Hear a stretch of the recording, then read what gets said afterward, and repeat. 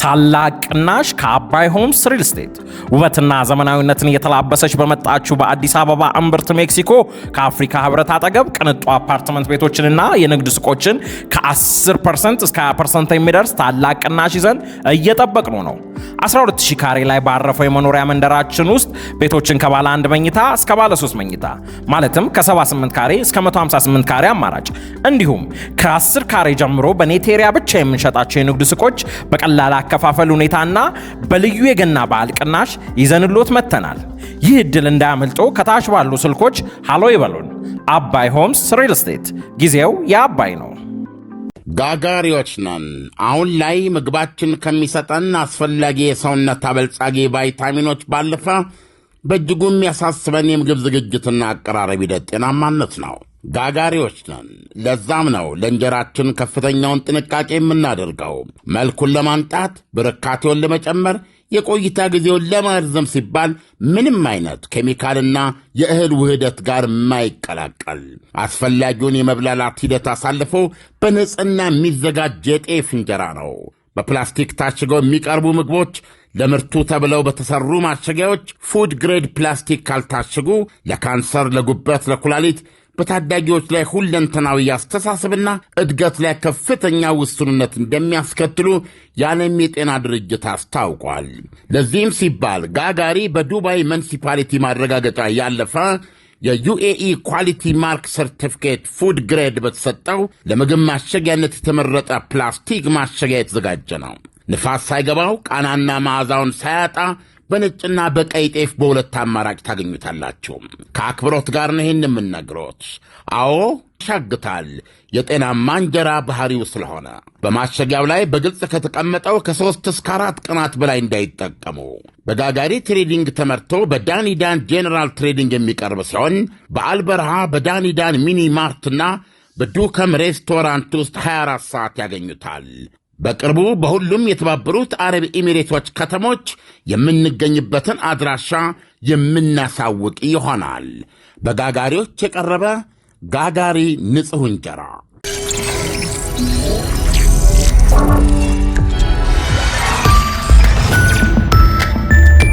ይህ አዋዜ ሰበር ነው። ከሊባኖሱ ሂዝቦላ ጋር ትስስር ያለው ደጋፊ ኢራን የኢራቅ ሚሊሻም ካታይብ ሂዝቦላ ዶናልድ ትራምፕ ኢራንን ካጠቁ ጠላቶቿ የከፋ መራራ ሞት ይጠብቃቸዋል ሲል ዛተ። ሚሊሻው አባላትና አካላትን ሁሉ ክተት ሲል ጠርቷል። አጠቃላይ የፍጻሜው ጦርነት ነው ብሏል። የቡድኑ ሊቀመንበር አልሁሴኒ አልሐሚዳዊ ሲናገር የጨለማ ኃይሎች ኢራንን ለማጥፋት እየተሰባሰቡ ነው ብለዋል።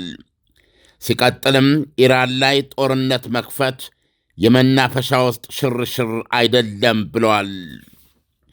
ይልቁንም መራራ ሞት ትጋታላችሁ ካለ በኋላም ከክልሉም ደብዛችሁ ይጠፋል ሲል ዝቷል። አልሐምዳዊ ዛቻውን ያሰማው አብርሃም ሊንከን አውሮፕላን ተሸካሚ መርከብ ኢራንን ጭምር የሚያጠቃልለው የማዕከላዊ ዕዝ የዘመቻ ቀጠና ውስጥ መድረሷ ከተረጋገጠ በኋላ ነበረ። አብርሃም ሊንከን ከ90 በላይ ስብጥር የጦር አውሮፕላኖች በተገለበጠ ደረቷ ላይ የደረደረች ከመንደርደሪያው ስር 5000 ከዓይን የተሰወሩ የባሕር ኃይል ወታደሮችና የመርከቧ ሠራተኞችን የያዘች ጢያራዎቿ በየደቂቃው ወደ ጠላት ኢላማ ሲበርቁ የሚታጠቋቸው ቦምቦችና ሚሳኤሎችን ያጨቀች በኒውክሌር ኃይል የምትንቀሳቀስ በመሆኗ ለ20 ዓመታት ነዳጅ መቅዳት የማያስፈልጋት የመካከለኛው ምስራቅና ኢንዶ ፓሲፊክ ውሃዎች ውስጥ በአንድ የማይረጋ የብረት ደሴት መስላ በመንቀሳቀስ ኢራንና ቻይናን እጃቸውን እንዲሰበስቡ በግራ የምታስጠነቅቅ ኃይል ወይም የውሃ ላይ እሳት ናት። አብርሃም ሊንከን ከፋርስ እስላማዊ አብዮተኞች ጋር የመጨረሻ ነው የተባለው መራራ ፍልሚያ ውስጥ ከገባች ከደረቷ መንደርደሪያ ላይ እንደ ባላ አስፈንጥራ ወደ ሰማይ ከምታስነሳቸው ኤፍኤ 18 እና 35 የዘመኑ የጦር ጀቶች ስኳድሮኖች በተጨማሪም በበርካታ ዲስትሮየርስ የተከበበች ናት። ዲስትሮየርስ የሚባሉት የጠላትን ሩቅ ኢላማዎች ላይ ቶማሃውክ ሚሳኤል የሚወነጭፉ ብቻ ሳይሆን የጠላትን ሚሳኤሎችም ከሰማይ ላይ ቀንድበው የሚጥሉ ናቸው። ኤፍኤ 18 እና ኤፍ35 የጦር አውሮፕላኖች ከእነሱ በፊት ቀድመው በክልሉ ዝግጁ ከሆኑት ኤፍ15 ስኳድሮኖች የፈረጠመ እገዛና ቅንጅት ይጠብቃቸዋል። ከኤፍ15ቶች ጋርም ተጨማሪ የአሜሪካን የአየር መከላከያ መተኮሻዎች ቦታው ደርሰው ተደግነዋል። በቅርብ ሳምንታት ውስጥ ወደ ክልሉ የተጓጓዙ ናቸው። ሌሎች ሊንከንና አጃቢዎቿን የሚታደጉ የአሜሪካ ባህር ኃይል ኢላማ አይሲቴ ሚሳኤል ተኳሽ ዲስትሮየሮች በፋርስ ባሕረ ሰላጤና በቀይ ባህር ውሃ ላይ ደፍጠዋል። ፕሬዚደንት ዶናልድ ትራምፕ የኢራንን መሪዎች ተቋሙ አድራጊዎችን ንክች እንዳታደርጉ ብለው የሰጡት ማስጠንቀቂያ አልተደመጠም ብቻ ሳይሆን ከከዚህ በፊቱ ሁሉ የከፋና የሰፋ ፍጅት ተፈጽመዋል። ኢራን በይፋ ቆጠርኩ እንደምትለው ከ3,000 እስከ 5,000 ሰው አልቋል ጎዳና ላይ። ፕሬዚደንቱ ስቅላት ሊፈጽምባቸው የነበሩ 800 ተቋሙ አድራጊዎች እንደማይፈጽምባቸው ቃል ተገብቶልኛል ብለው የጥቃት ዓላማቸውን የሰረዙ ቢመስልም በየጊዜው ከሚሰጡት መግለጫ በማጥቃትና በመተው መካከል ልባቸው እየዋለለ መሆኑን ያሳያል ይላሉ ተንታኞች። የኢራን ዙሪያ ገባ ግለትን የጨመረው የባሕር ኃይላቸው ወደ ክልሉ መቃረቡን ተከትለውም ባለፈው ሳምንት በሰጡት መግለጫ ይህን ኃይል ላልጠቀምበት እችላለሁ፣ እስኪ የሚሆነውን እናያለን ማለታቸው አይዘነጋም። ይሁንና ባሳለፍነው የረፍት ቀን ቅዳሜና እሁድ የክልሉ የፔንታጎን ከፍተኛ አዛዥ የባሕር ኃይል ምክትል አድሚራል ባራድ ኩፐር ወደ እስራኤል ብቅ ብለው ከእስራኤል ከፍተኛ የጦር ባለሥልጣኖች ጋር መክረዋል። ከውይይታቸው መካከል ከአይሁዳዊቱ አገር ቁጥር 1 ጄኔራል አያል ዛማር ጋር ያደረጉት ረጅም ሰዓት የፈጀ የብቻ ለብቻ ውይይት ይገኝበታል። የአይዴፍ ቃል አቀባይ እንደገለጸው በምህጻረ ቃል አፍሴንት ተብሎ የሚጠራው የመካከለኛው ምስራቅ የአሜሪካ አየር ኃይል ክፍል አዛዥ በበኩሉም ባለፈው እሁድ በሰጠው መግለጫ የአየር ላይ ውጊያውን በፋመ በጋመ ሁኔታ በግዳጅ እስከሚቆይበት ጊዜ ድረስ በብቃት ማስቀጠል የሚያስችል ብዙ ቀናትን የሚፈጅ የዝግጁነት ልምምድ እያደረገ መሆኑን አስታውቋል። የአየር ኃይሉ ዋና አዛዥ ሌተና ጄኔራል ዴሬክ ፍራንስ ትናንት እንደገለጹት የአየር ኃይል ተዋጊዎቻቸው ከሸሪኮቻቸው ጋር ሆነው በአስቸጋሪ ሁኔታ ውስጥ የጠላትን ኢላማዎች ፍጹማዊ በሆነ ብቃት አደባይተው በደህናና በሰላም ወደ ማረፊያቸው የመመለስ ክህሎታቸውን እያረጋገጡ ነው ብለዋል። የኢራን ባለሥልጣኖች በበኩላቸው ሀገራቸው ጦርነት ከተከፈተባት በአጎራባች አረቢያ ልሳነ ምድር የሚገኝ የአሜሪካ ጦር ሰፈር በሙሉ ይመታል ሲሉ ዝተዋል። ካለፈው ሰኔ የእስራኤል ኢራን የ12 ቀናት ፍልሚያ በኋላ የሀገራቸውን የቦሊስቲክ ሚሳኤል ምርት እንደገና መገንባት መቻላቸውን የሚያስታውቃሉ። ይህ በእንዲህ እንዳለም የተባበሩት አረብ ኤሚሬቶች ከፍተኛ ቃል አቀባይ አፍራ አልሐሜሊ ኤሚራቲ በኢራን ላይ ለሚካሄድ ማንኛውም ጥቃት የአየር ክልሏን ወይም ግዛቷን ወይም የውሃ ክልሏን ለመጠቀሚያነት እንደማትፈቅድ አስታውቋል። የኢራኑ መንፈሳዊ መሪ አያቶላ አሊ ካሜኒ በ37 ዓመታት አገዛዝ ዘመናቸው ለሁለተኛ ጊዜ ቤተ መንግሥታቸውን ለቀው እዛው ቴሄራን ውስጥ ወደ ተዘጋጀላቸው ከምድር በታች ምሽጋቸው ከተዋል። የመጀመሪያው ከምድር በታች ምሽጋቸው ውስጥ የመግባት ግዴታ የወደቀባቸውም ባለፈው ሰኔ ወር ከእስራኤል ጋር በገጠሙት የ12 ቀናቱ ጦርነት ወቅት ነበረ። ጦርነቱ በተኩስ አቁም ከተገታ አያሌ ቀናት በኋላም ከምሽጋቸው አልወጡም ነበረ። ካሚኒ በዛን ወቅት ራሳቸውን ለመደበቅ ግድ የሆነባቸው በርካታ ቁልፍ የወታደራዊ ፖለቲካዊና እንደዚሁም የኒውክሌር ሳይንቲስቶቻቸው በፈጣን ሁኔታ ስለተገደሉባቸው ነበረ በእስራኤል ጥቃት። ኢሳያስ ምንም በማያጠራጥር ሁኔታ ዶናልድ ትራምፕ የሚሰጡት መግለጫ ራሱን የቻለ የውጊያ ጨዋታ ነው የሚመስለው እና ተንታኞች ራሳቸው እንደዚህ ብለው ለማስቀመጥ የማይችሉበት አገላለጽ ነው ያላቸው።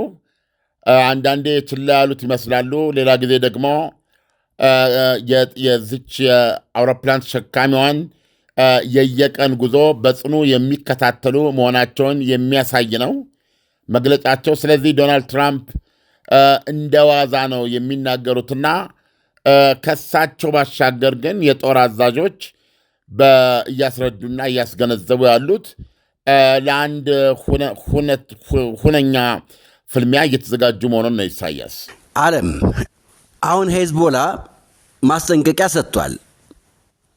እኔ አሁን በጣም የሚገርመኝ አንዳንድ ጊዜ ምን አለ መሰለ፣ ሞቼ ጠላቴን አሸንፋለሁ በሚል አካሄድ ነው ብለን እንውሰድ። አሁን ለምሳሌ መቼስ ኢራንና አሜሪካ የሚነጻጸር ኃይል አይደለም ያላቸው። ሄዝቦላ ደግሞ ቁጥር ውስጥ የሚገባ አይደለም። አሁን በሁለቱ ሀገር የሚደረግ ፍልሚያ ድሉ የማን እንደሆነ ይታወቃል። የሚከፈለው መስዋዕትነት ምን አይነት መስዋዕትነት ነው ብለን እንውሰደው። ዓለም ተገቢ መስዋዕትነት ነው ወይ ኢራንም ሄዝቦላም ለመክፈል የተዘጋጁት? ጋጋሪዎች ነን። አሁን ላይ ምግባችን ከሚሰጠን አስፈላጊ የሰውነት አበልጻጊ ቫይታሚኖች ባለፈ በእጅጉ የሚያሳስበን የምግብ ዝግጅትና አቀራረብ ሂደት ጤናማነት ነው። ጋጋሪዎች ነን። ለዛም ነው ለእንጀራችን ከፍተኛውን ጥንቃቄ የምናደርገው። መልኩን ለማንጣት፣ ብርካቴውን ለመጨመር፣ የቆይታ ጊዜውን ለማርዘም ሲባል ምንም አይነት ኬሚካልና የእህል ውህደት ጋር የማይቀላቀል አስፈላጊውን የመብላላት ሂደት አሳልፎ በንጽህና የሚዘጋጅ የጤፍ እንጀራ ነው። በፕላስቲክ ታሽገው የሚቀርቡ ምግቦች ለምርቱ ተብለው በተሰሩ ማሸጊያዎች ፉድ ግሬድ ፕላስቲክ ካልታሸጉ ለካንሰር፣ ለጉበት፣ ለኩላሊት በታዳጊዎች ላይ ሁለንተናዊ አስተሳሰብና እድገት ላይ ከፍተኛ ውስንነት እንደሚያስከትሉ የዓለም የጤና ድርጅት አስታውቋል። ለዚህም ሲባል ጋጋሪ በዱባይ ሙኒሲፓሊቲ ማረጋገጫ ያለፈ የዩኤኢ ኳሊቲ ማርክ ሰርቲፊኬት ፉድ ግሬድ በተሰጠው ለምግብ ማሸጊያነት የተመረጠ ፕላስቲክ ማሸጊያ የተዘጋጀ ነው። ንፋስ ሳይገባው ቃናና መዓዛውን ሳያጣ በነጭና በቀይ ጤፍ በሁለት አማራጭ ታገኙታላችሁ። ከአክብሮት ጋር ነው ይህን የምነግሮት። አዎ ያሻግታል፣ የጤናማ እንጀራ ባህሪው ስለሆነ። በማሸጊያው ላይ በግልጽ ከተቀመጠው ከ3 እስከ 4 ቀናት በላይ እንዳይጠቀሙ። በጋጋሪ ትሬዲንግ ተመርቶ በዳኒዳን ጄኔራል ትሬዲንግ የሚቀርብ ሲሆን በአልበርሃ በዳኒዳን ሚኒ ማርትና በዱከም ሬስቶራንት ውስጥ 24 ሰዓት ያገኙታል። በቅርቡ በሁሉም የተባበሩት አረብ ኤሚሬቶች ከተሞች የምንገኝበትን አድራሻ የምናሳውቅ ይሆናል። በጋጋሪዎች የቀረበ ጋጋሪ ንጹሕ እንጀራ።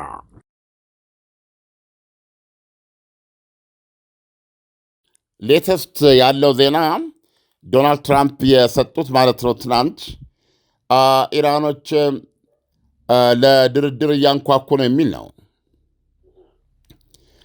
እሳቸው እንደሚያቀርቡት ድርድር እንዲካሄድ እየተማጸኑ ይገኛሉ የሚል ነው።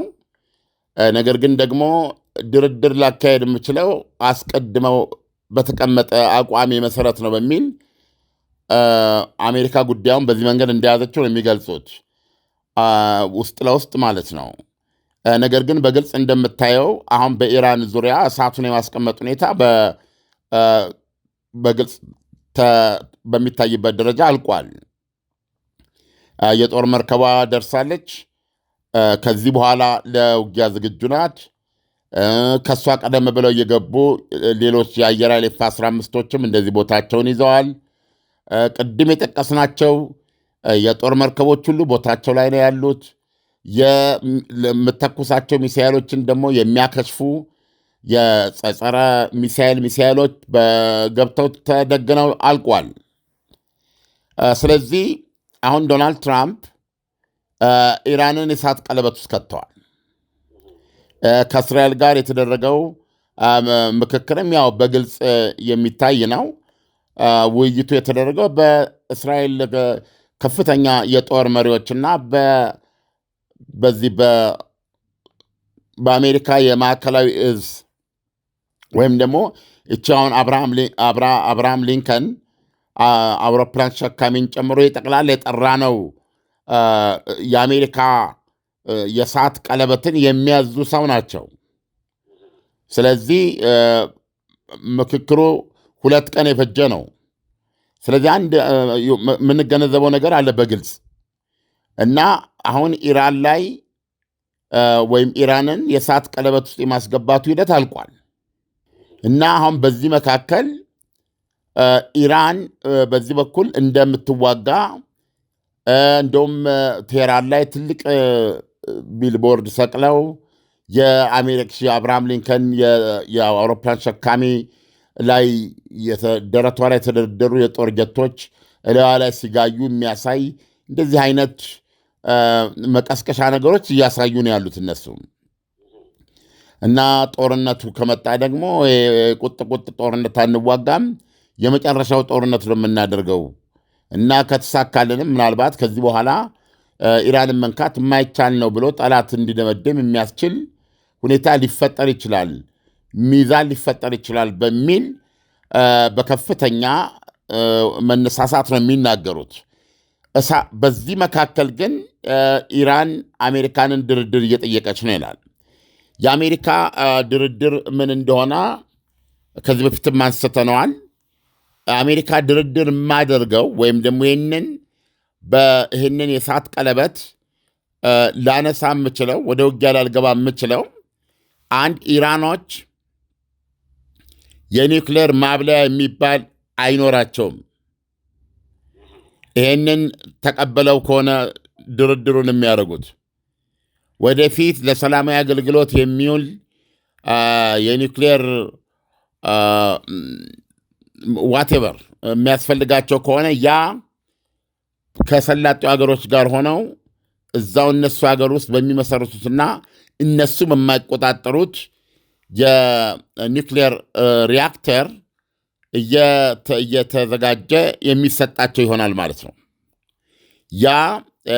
ያ ዩራኒየም ለሰላማዊ አገልግሎት ብቻ በሚጠቅምበት ደረጃ እየበለጸገ የሚሰጣቸው ማለት ነው። ስለዚህ ከዛ በፊት ደግሞ እስከ 90% ያበለጸጉት ወደ 400 ኪሎ ግራም የሚደርስ የኒውክሌር የበለጸገ ዩራኒየም አላቸው እና ይህ የበለጸገ ዩራኒየምን ማስረከብ አለባቸው። ምክንያቱም 90% የበለጸገ ስለሆነ ወደ ዊፖን ግሬድ ወደሚሉት ወይም አቶሚክ ቦምብ ለመስራት የሚያስችለው ደረጃ ለማድረስ 10% ያህል መጨመር ብቻ ነው የሚያስፈልጋቸው። በጥቂት ሳምንታት ውስጥ 100% ለጦር መሳሪያ ለአቶሚክ ቦምብ መስሪያነት የሚውል አድርገው ማበልጸግ ይችላሉ ማለት ነው። እሱን ማስረከብ አለባቸው። ከዛ በኋላ ደግሞ የቦሊስቲክ ሚሳይል ክምችታቸው ምርታቸው ይገደባል። በአሜሪካ ከዚህ በላይ ሚሳይል አይኖራችሁም፣ ከዚህ በላይ አታመርቱም የሚል ገደብ ትጥላለች። በዛ ገደብ ውስጥ ያንን ገደብ ለመቀበል ዝግጁ መሆን አለባቸው። እነዚህ 2 ቁልፍ ነገሮች ናቸው እና እስካሁን ድረስ ደግሞ ይህንን አንቀበልም፣ ኒውክሌር የማብላላት መብታችንን አሳልፈን አንሰጥም ሲሉ ነበረ። አሁን ይሄንን የሚቀበሉ ከሆነ ብቻ ይሄ ጦርነት መቅረት ይችላል ማለት ነው እና አሁን ይሄን ስታየው ምን ማለት መሰለ ዓለም አሁን ለምሳሌ ኢራን እስከ ዛሬ ድረስ በሯን ዘግታ የተፋለመችው የራሷን ኒውክሌር ለመታጠቅ አይደለም ወይ? አሁን ይሄንን አሜን ብላ ከተቀበለች የእስከ ዛሬው ዋጋ የተከፈለበት ነገር መና የሚቀር አይደለም ወይ? ታላቅ ቅናሽ ከአባይ ሆምስ ሪል ስቴት ውበትና ዘመናዊነትን እየተላበሰች በመጣችው በአዲስ አበባ እምብርት ሜክሲኮ ከአፍሪካ ህብረት አጠገብ ቅንጡ አፓርትመንት ቤቶችንና የንግድ ሱቆችን ከ10% እስከ 20% የሚደርስ ታላቅ ቅናሽ ይዘን እየጠበቅነው ነው። 12000 ካሬ ላይ ባረፈው የመኖሪያ መንደራችን ውስጥ ቤቶችን ከባለ 1 መኝታ እስከ ባለ 3 መኝታ ማለትም ከ78 ካሬ እስከ 158 ካሬ አማራጭ እንዲሁም ከ10 ካሬ ጀምሮ በኔቴሪያ ብቻ የምንሸጣቸው የንግድ ሱቆች በቀላል አከፋፈል ሁኔታና በልዩ የገና በዓል ቅናሽ ይዘንሎት መጥተናል። ይህ ዕድል እንዳያመልጦ ከታች ባሉ ስልኮች ሃሎ ይበሉን። አባይ ሆምስ ሪል ስቴት፣ ጊዜው የአባይ ነው። አሁን ለአንድ ነገር ለማድረግ መፈለግ ማቀድና መንቀሳቀስ አንድ ነገር ነው። አሁን አሜሪካ በዙሪያ የፈጠረችው እሳት አገዛዙን አጠፋለሁ ነው። ለምሳሌ አሊ ካሚኒ ኢላማ ናቸው። አሊ ካሚኒ መንፈሳዊ መሪ ማለት የኢራን እስላማዊ አብዮት መነሻም መድረሻም ናቸው። ስለዚህ አሊ ካሚኒን እመታለሁ ማለት የኢራን እስላማዊ አብዮት የሚባል ነገር በ47ኛ ዓመቱ ላይ አበቃ፣ ተንኮታኮተ ማለት ነው። አየም ዋናው የዚህ እስላማዊ አብዮት ዋነኛው ዘብ የአብዮታዊ ዘብ ተብሎ የሚጠራው ኮር በባህር በሚሳይልም በሁሉ ቴክኖሎጂ ውስጥ ያለው እሱ ነው። በዋነኛነት የዚህ የምትሰማው የሚሳይል ስፍር ቁጥር የሌለው የጦር ጀት ቦምቦች በሙሉ የተዘጋጁት ለሱ ነው። እንደ አርሚ እጁ ላይ እንዳሉት ቴክኖሎጂዎች ሁሉ ላይ ኢላማ የሚጋለጡ ናቸው። መንፈሳዊ መሪ ዋናው የዚህ የአብዮቱ ነፍስያ የሆኑት ሰው ታዳኝ ናቸው። እየሰማ እኮ ነው። በ86 ዓመታቸው ቤተ መንግሥታቸውን ለቀው ከመሬት በታች ምሽግ ውስጥ ገብተዋል። ስለዚህ አሁን ይህ ቦምቡን የፈለጉበት ስፍር ቁጥር የሌለው ቦሊስቲክ ሚሳይልና አቶሚክ ቦምብ ለመያዝ የፈለጉበት ዋነኛው ምክንያት አገዛዙ እንዳይጠፋ ነው። የአገዛዙ ህሉና ዘላቂ እና አስተማማኝ እንዲሆን ለማድረግ ነበር። ስለዚህ አሁን ይሄን ለማድረግ ከመቻላቸው በፊት ይሄ ፍልሚያ እየገጠማቸው ነው። ስለዚህ ይሄ ፍልሚያ ደግሞ ሊያጠፋቸው ይችላል። ምክንያቱም ከውስጥ ከፍተኛ ንቅናቄ ያለባቸው አሁን ምክንያቱም በተለይ ተቃዋሚዎች የሚጠቅሱትን የሙታን ቁጥር መጥቀስ አልፈልግም በግሌ። ቤዚካሊ በአንድ በሰለጠኑ ሁለት ሀገሮች መካከል በሚደረግ ውጊያ እንኳ በ20ና በ30 የውጊያ አውዶች ላይ ሊደርስ የማይችል እልቂት ነው ደረሰ የሚባለው። ስለዚህ ስርዓቱ ከውስጥ ከፍተኛ የተቃውሞ እሳት አለበት። አሁን በዚህ ላይ ነው እና አሜሪካ ከበውት ያሉት። ስለዚህ አሁን ትልቁ ጥያቄ ለስርዓቱ ራሱን ማትረፍ ነው እና እነዚህን ሁለት ነገሮች በሌላ አነጋገር ዋነኛው ነገ ተስፋ ይሆኑኛል፣ ዲተረንስ ይሆኑኛል ብሎ ያመነባቸውን የሚሳኤልና የኒውክሊየር ቦምብ የመስራት ውጥኑን ጅምሩን ባለፈው የሰኔ ወር ፍልሚያ መተውታል፣ አዳክመውታል። አሁን የሚሳኤል ምርታችንን አንሰራርተናል፣ ክብችቱንም ጨምረናል ብለው ቢሉም ቢያንስ የኒውክሌር ማብላዮቻቸው እንደወደሙ እናውቃለን።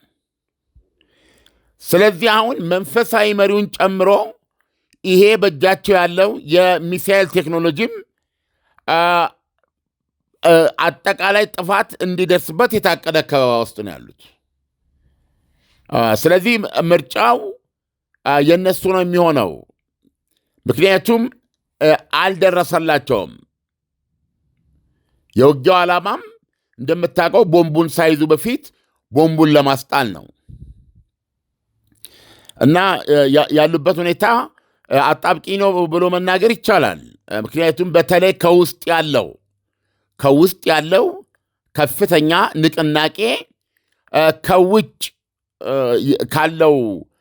ካለባቸው ጫና ጋር ተደምሮ የአገዛዙ እጅግ ፈታኝ የታሪክ አፍታ ውስጥ ነው የሚገኙት ማለት ይቻላል። ለዚህ ነው የኢራቁ ካታይብ ሂዝቦላ የመጨረሻው ጦርነት ነው ያለው። በዚህ ነው ቅድም አሁን አንተ ስትል ኢዳዝማተ በዚህ ጦርነት አሸነፉ አላሸነፉ አይደለም ጥያቄያቸው።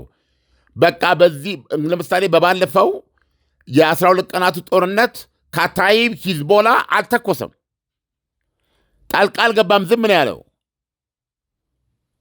አየህ፣ አሁን ግን ማንንም አልሰማም፣ ምክንያቱም የመጨረሻው ሰዓት ነው። ኢራን ላይ ጥቃት ቢከፈት ከኢራን ጋር አብረን ስለሚጠፉ የኢራን ተቀጽላዎች ስለሆኑ የምንችለውን ከማድረግ ጉዳት ከማድረስ ወደኋላ አንልም። ስለ ሞታቸው ስለ ማለቃቸው አይደለም አሁን እዚህ ጋር የሚነግሩ። እሱ ሊሆን ይችላል፣ ነገር ግን ሳይዋጉ አይሞቱም። ይሄን ለማስገንዘብ ነው እና የሚጠብቃችሁ ውጊያ እኛም የዚህ ውጊያው አካል እንሆናለን የሚል ነው እና ያለው ሁኔታ ይሄ ነው እና ይሄ የአሁኑ ዙር ፍልሚያ ከተነሳ የከበደ እንደሚሆን ከመናገር አኳያ ኢራኖችን የሚበልጥ የለም። የኢራኑ ውጭ ጉዳይ ሚኒስትር ያሰፈሩት በዎል ስትሪት ጆርናል ላይ በተለይ በዋነኛነት የተያዘ ነው። አሜሪካ ኢራን ላይ ጦርነት ብትከፍት ይሄ ውሱን የሚባል ጥቃት፣ ኬኔቲክ የሚባል ጥቃት አለው። የተለያየ ስም የሚሰጡት አለ። የተለየ ግብ፣ የተለየ ተልእኮን ለማሳካት ብቻ የሚደረግ ማለት ነው። እንደሱ አይነት ዕድል አንሰጥም። አንድ ጊዜ ተኩስ ከተከፈተ ባልንና በሌላ ኃይላችን ነው የምንዋጋው፣ የመጣውንም የምንቀበለው። ስለዚህ ዶናልድ ትራምፕ ላይ ምን አይነት ጫና የሚያሳድር ነው? ይሄ እንደ በፊቱ ጠሽ አድርገው ሹልክ የሚሉበት ሁኔታ አንሰጥም፣ ጦርነት ትሰነብታሉ የሚል ነገር ነው እና ሁኔታው በዚህ ደረጃ ነው የሚገኘው። አሁን በማንኛውም ሰዓት በኢራንና በአሜሪካ መካከል ግጭት የመቀስቀስ ዕድሉ በጣም በጣም በጣም ክፍት ነው። ምክንያቱም የጦር መርከቧም ደርሳለች። የተወሰኑ ሰዓታት ያስፈልጓታል ወደ ውጊያ ለመምጣት ከመድረሷ በተጨማሪ ማለት ነው። አሁን ዛሬ ስናወራ ከአንድ ቀን ከ48 ሰዓት በላይ ሆኗታል ከደረሰች። ስለዚህ ማንኛውም ለውጊያ ዝግጁ ለመሆን የሚያስፈልጋትን ሁኔታ እየጨረሰች ነው የምትገኘው። እንደነገርኩ ይሄ ሁሉ እሳት ደግሞ ወደ አካባቢ የሚላከው በከፍተኛ ወጪ ነው። እያንዳንዱ ነገር $ሚሊዮን የሚያስወጣ ነው እና እነዚህ ሁሉ ቀናት ይሄ ሁሉ የጦር ዝግጅት ሲደረግ ይሄንን የሚያቋርጥ ነገር እስካሁን በቴህራንና በዋሽንግተን መካከል አልተደረገም።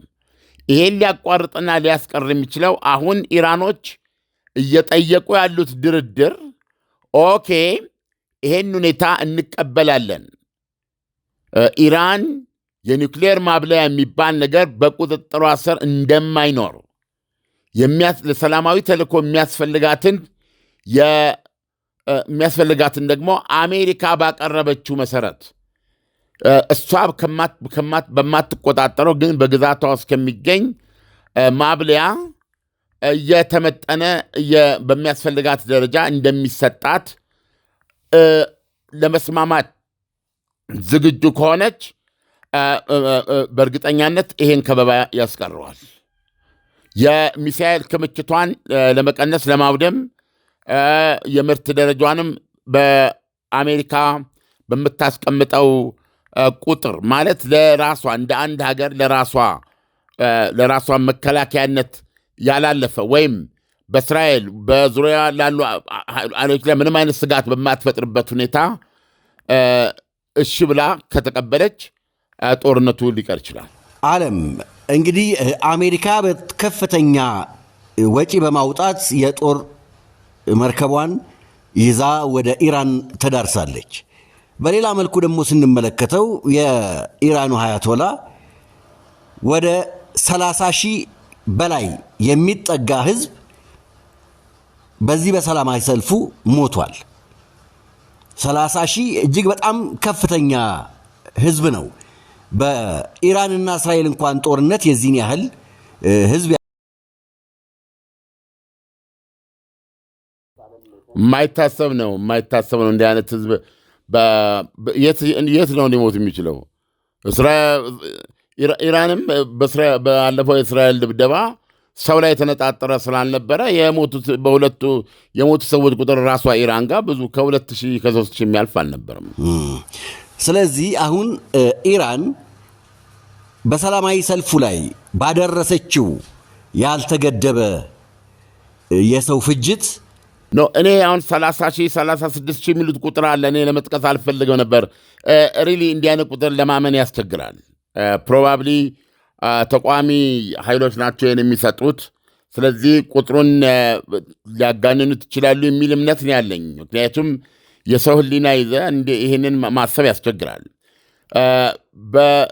በአንጻራዊነት በተሻለ የምቀበላቸው በተለይ ኢራን ውስጥ የተለያዩ እንዲህ አይነት አመፃዎች በተካሄዱ ቁጥር የሚሞቱ ሰዎችን የተገደሉ ሰዎችን ቁጥር ከነስማቸው ከናዝራቸው በመግለጽ የሚታወቁት አሜሪካ ውስጥ የሚንቀሳቀሱ እና ነገር ግን አክቲቪስቶች ኢራን ውስጥ ያሏቸው የሰብአዊ ድርጅቶች የሰጡት 5,000 ከምናምን ነው። እሱን በወስድ ነው የሚሻለኝ። ራሳቸው ኢራኖች ከ3,000 በላይ ነው የሰጡት። እነሱ 5,000 ቁጥር ሰጥተዋል።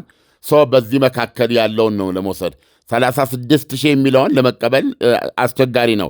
ሲናሪዮን ለማስበም አይቻልም። ጎዳና ላይ የወጣን ህዝብ በዚህ ደረጃ ይሄንን የሚሰጡት ተቋሚ ቡድኖች ናቸው። ስለዚህ ለዚህ ነው ይህን ቁጥር የማልጠቅሰው ለማለት ፈልጌ ነው። ዞሮ ዞሮ የኢራን እስላማዊ አብዮት ፈተና ውስጥ ወድቋል ብሎ መደምደም ይቻላል።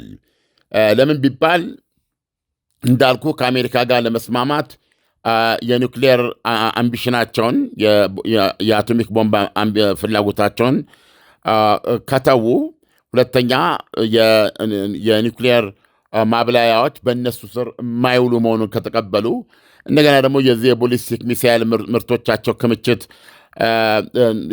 አብዛኛውን እንዲያወድሙና የምርቱ ሁኔታም ለራሳቸው የመከላከል ፍጆታ ብቻ እንዲውል ከተደረገ፣ በሌላ አነጋገር ይሄ ምናልባት አሁን የከበባቸውን የእሳት ቀለበት ሊያስነሳ ቢችልም እና በእስራኤል ሕልውና ላይ አደጋ የመጋረጥ አቅማቸውን ሙሉ በሙሉ የሚያከስም ቢሆንም በሀገር ውስጥ ያለባቸውን የተቋሙ ንቅናቄ ደግሞ የሚመክቱበት አቅም ማጣት ብቻ ሳይሆን በማንኛውም ስትመለከተው የስርዓቱን ፍጹማዊ ደካማነት የሚያረጋግጥና የሚያሳይ በመሆኑ ለውስጥ ፖለቲካ ሰለባ ይሆናሉ።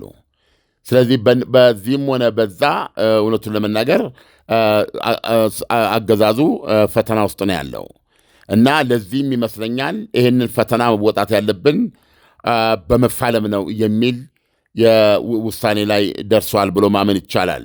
የአሊ ካሜኒ እንግዲህ በቦታው ላይ ልጃቸውን አስቀምጠው እሳቸው ከመሬት በታች ምሽግ ውስጥ ገቡ ማለት ራሱ የሚሰጠው ከፍተኛ ምልክት አለ ለሕዝቡ እና ከፍተኛ የህልውና አደጋ ውስጥ ናቸው። ዓለም አያቶላ አሊ ካሚኒ በእርግጥስ እየመጣ ያለውን የአሜሪካን ሰራዊት ይፋለማሉ ወይስ አሜሪካ ለድርድር ያቀረበችውን ሐሳብ በመቀበል እጅ ይሰጣሉ? በእርግጥም በድርድሩ ከተስማሙ በጣም በርካታ ማዕቀቦች ስላሉባት ማዕቀቦቹ የመነሳት እድልም ሊኖረው ይችላል። ያም ቢሆን ግን ለሰላማዊ ሰልፍ የወጣ የኢራን ህዝብ በዛ መጠን መፈጀቱ ከአያቶላው ጋር ያላቸውን ግንኙነት ይበጥሰዋል አይበጥሰውም? ይህንን ዓለም በሂደት እየተከታተልን ለአድማጭ ተመልካቾቻችን እናቀርባለን። ለአሁኑ ትንታኔ ከወዲሁ አመሰግናለሁ። መልካም ቀን ይሁንልህ ዓለም። መልካም ቀን። እሺ ላከው፣ በቃ ዓለም ምንም ሳትነካ ላከው። ይሄኔ ደርሷታል። አዎ እሺ እሺ እሺ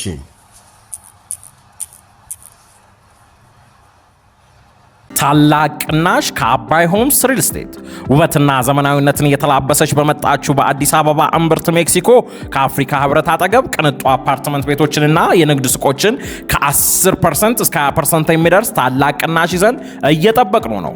12000 ካሬ ላይ ባረፈው የመኖሪያ መንደራችን ውስጥ ቤቶችን ከባለ 1 መኝታ እስከ ባለ 3 መኝታ ማለትም ከ78 ካሬ እስከ 158 ካሬ አማራጭ እንዲሁም ከ10 ካሬ ጀምሮ በኔቴሪያ ብቻ የምንሸጣቸው የንግድ ሱቆች በቀላል አከፋፈል ሁኔታና በልዩ የገና በዓል ቅናሽ ይዘንሎት መተናል።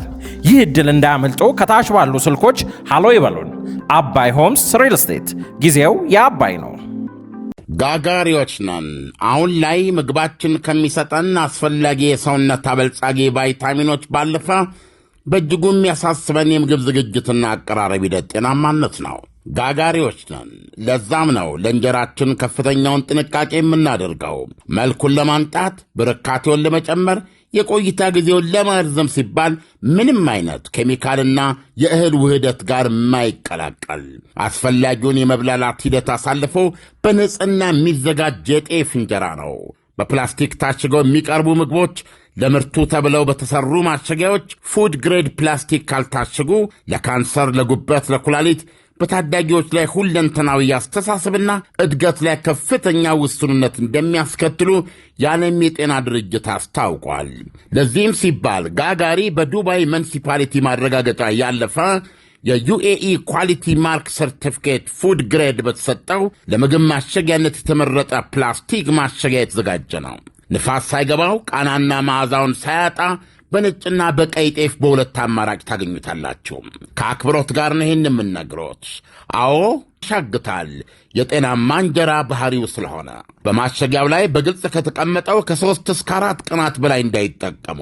በጋጋሪ ትሬዲንግ ተመርቶ በዳኒዳን ጄኔራል ትሬዲንግ የሚቀርብ ሲሆን በአልበረሃ በዳኒዳን ሚኒ ማርትና በዱከም ሬስቶራንት ውስጥ 24 ሰዓት ያገኙታል። በቅርቡ በሁሉም የተባበሩት አረብ ኤሚሬቶች ከተሞች የምንገኝበትን አድራሻ የምናሳውቅ ይሆናል። በጋጋሪዎች የቀረበ ጋጋሪ ንጹሕ እንጀራ።